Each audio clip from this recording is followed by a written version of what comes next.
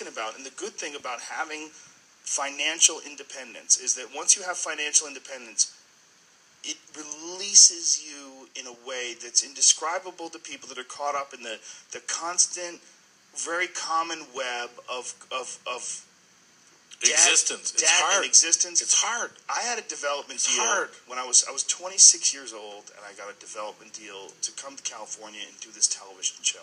And when I got a check, and it was for $150,000 or something along those lines.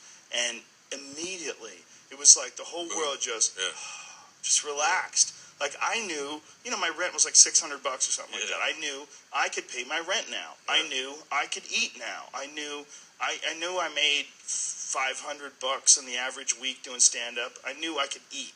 I could pay my rent. I could eat. And it was like this, whoa. And I remember sitting in my shitty apartment in New Rochelle, New York, and I had this weird epiphany when that happened. I was like, whoa, this is like the biggest relief I've ever had in my life. I'm not rich by anybody's standards, but all of a sudden, now I'm slightly ahead of the run.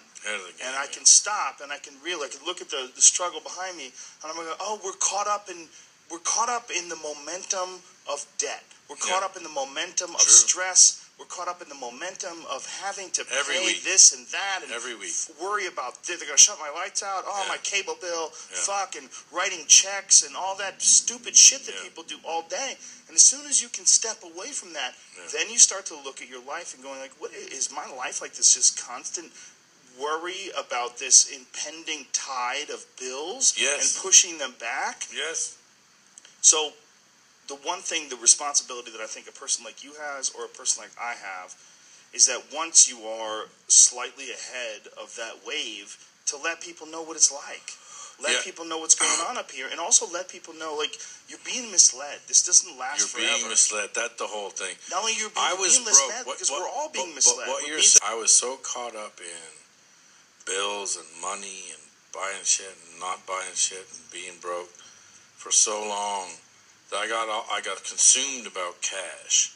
And you're exactly right. When you have this, it could be $100,000, it could be whatever, it could be Vegas, it doesn't matter what it is. But you get it, and then you go, oh, all that time I spent worrying about it, all that time I was freaked out, all that time, it's just a construct. We make it up.